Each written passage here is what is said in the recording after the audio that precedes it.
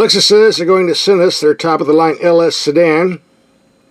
These start around $78,000, but I'm sure the example might cost a bit more. Let's take a look at the paperwork. LS 500 all-wheel drive FSport. It's made in Japan by Japanese workers with Japanese parts. That's very encouraging. Means the quality should be very high. 83 grand plus a lot of options. Well, not too many. Just high price tag. $1,900 for that 23 speaker Mark Levinson surround system. Must be pretty nice. And here's the total tab. If you're looking for a smaller luxury Lexus, we tested the ES300H Hybrid a few weeks ago. We have a link for that video at the end of this video. Just go there and click and watch. And it's a good competition for that Lexus is the Genesis G90. $100,000 for this one. You want to see how it compares, we'll have a link for that video as well. Alright, we're at our test facility and storage locker, just rolling out this Lexus LS 500, and nice looking rig. I'm not really happy about the color. I don't like silver. They always send me silver this, silver that. I guess it's their favorite color. Whatever, no big deal. Not like I'm going to be living with it for the next 3 years. Yes, long luxury. In the rear view, nice 20-inch wheels and tires. I think there's some 21 inches that are optional, but I wouldn't want those. They just kind of destroy the ride comfort. And this is the FSport. We'll talk about that later. As we do, take our vehicles out in the dark and test the headlights. We're going to do that later on in the video. We're going to do a separate video on YouTube on this, but if you didn't see that, you'll see it here. These are the triple beam LEDs.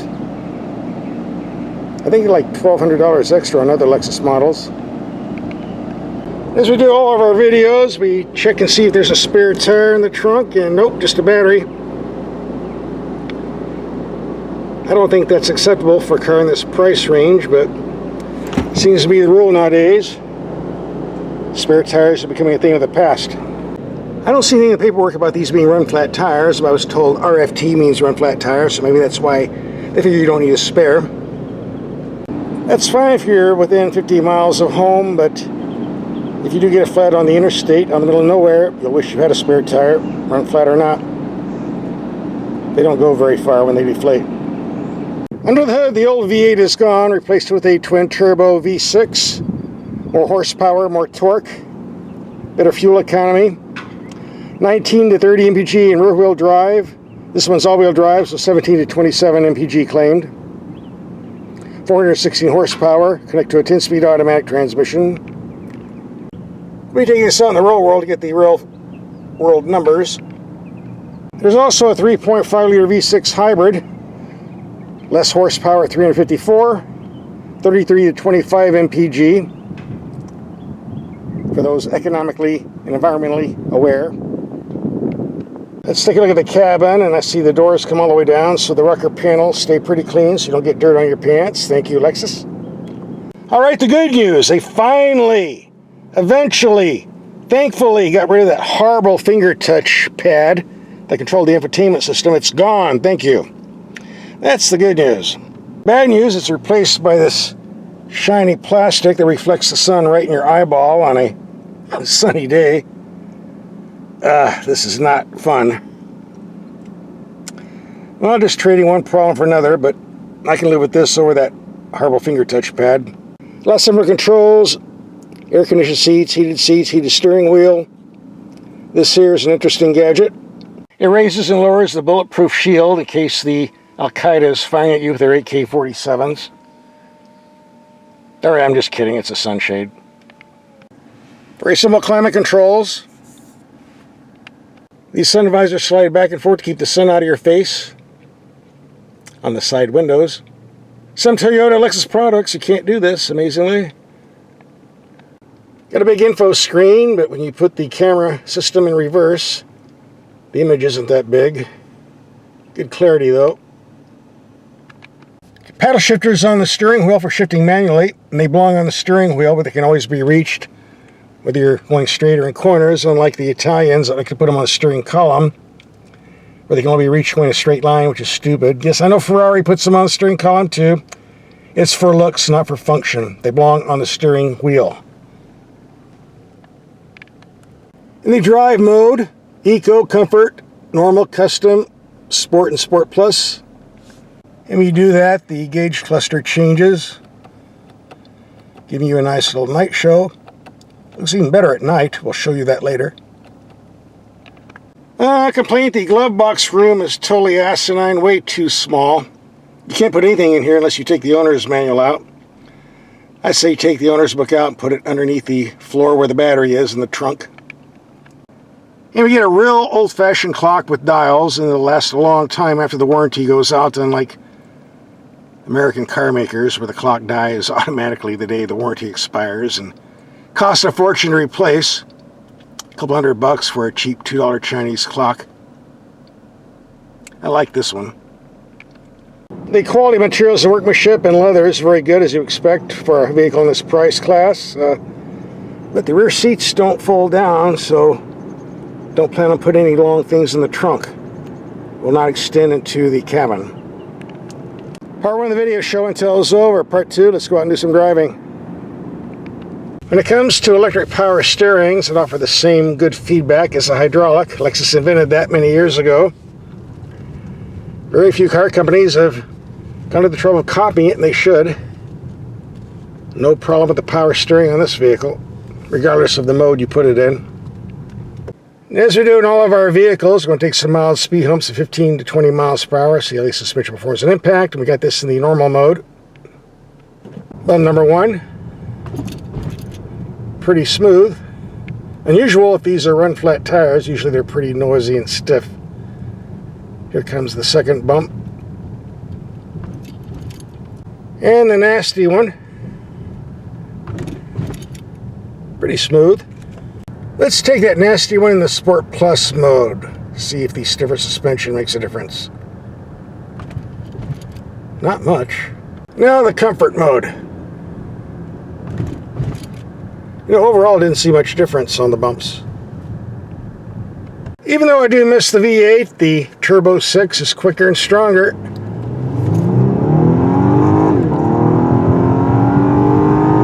Why complain?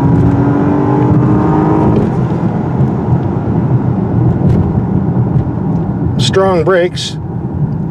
You got a 5,100-pound car you need to bring to a stop. That's a good idea. Usually save the turning circle for sports cars, but this is a sports sedan with all kinds of fancy suspension settings, so got this in the sport mode right now. A bit of body lean, but we have all-wheel drive for best traction, so we're still going to stick to the road. Yes, indeed. Now let's try that in Comfort mode. Seems a little sloppier, but you would expect that.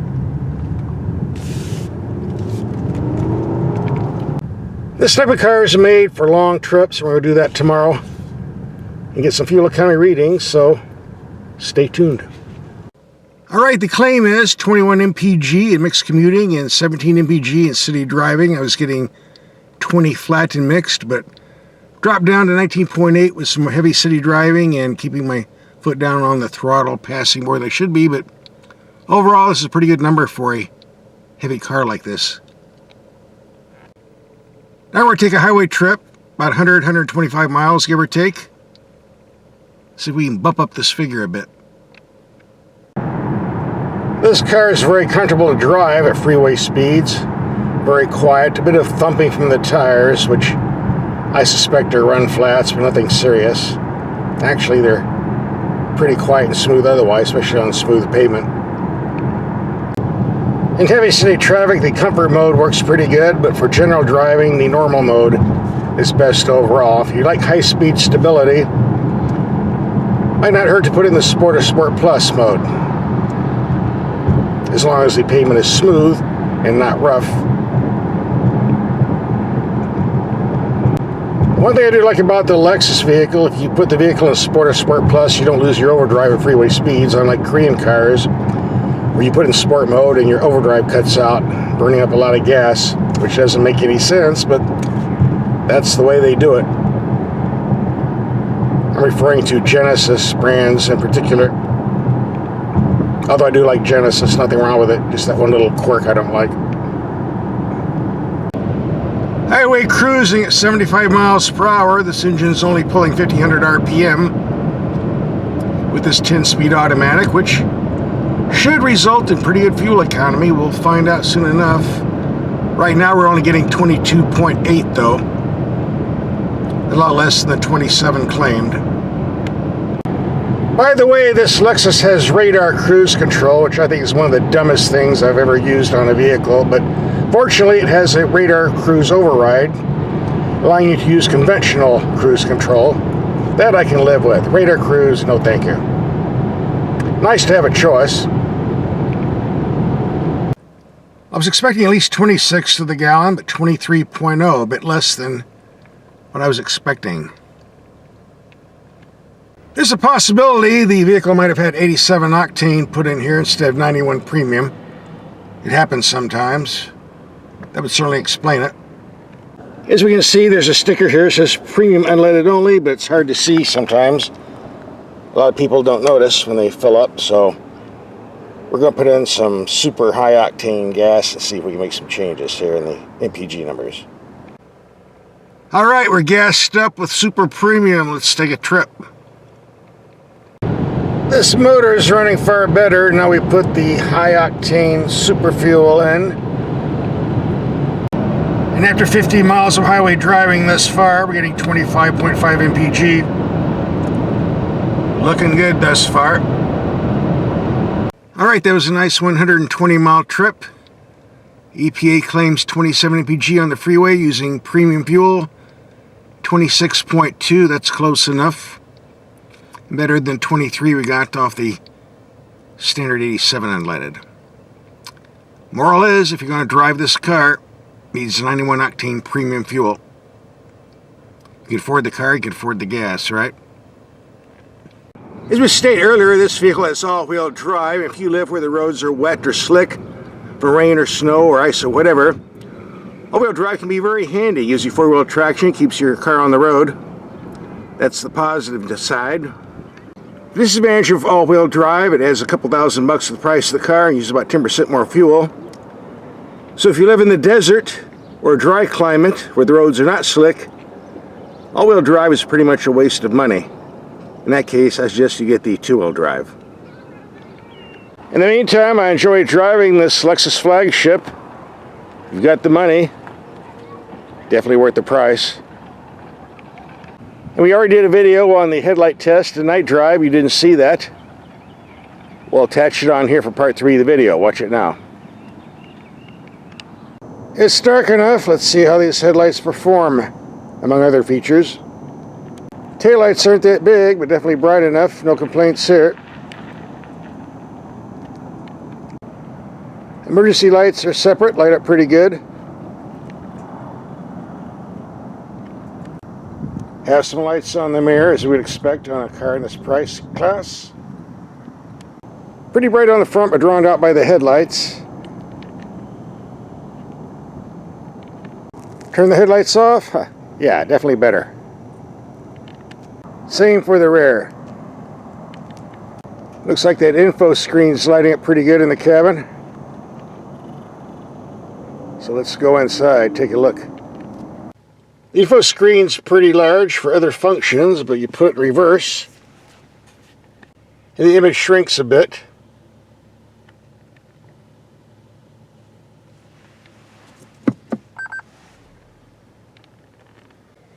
And we have different drive modes: normal, eco, sport plus. Get a nice nighttime light show. Even though this is a luxury car, we don't have too many lights illuminating here.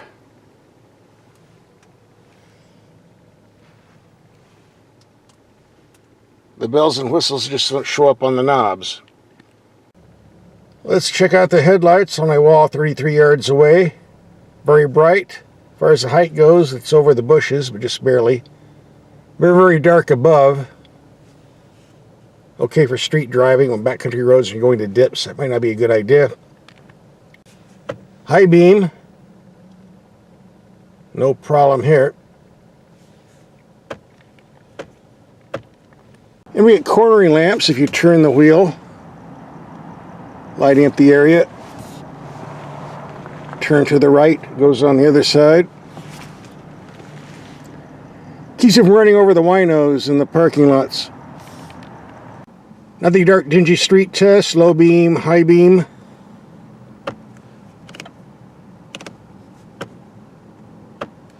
More than adequate. If you watch my videos, you know I cannot stand auto-dimming mirrors. Work fine on the highway in city traffic. You don't want blacked out mirrors. It's very dangerous. That's why I like to have a disconnect switch, and fortunately Lexus gives us a disconnect switch, so I'm good with this. So let's do the cramped neighborhood drive. Got lots of illumination here. Low beam, high beam. Don't want to run over all the neighborhood cats. It's like a used car parking lot in this neighborhood. So let's get on the freeway, light up some signs. Low beam, high beam, low beam, high beam. Got some long distance signs. High beam lights them up. Low beam, high beam. Got some signs about a half-mile away. Brights are doing pretty good, lighting up everything.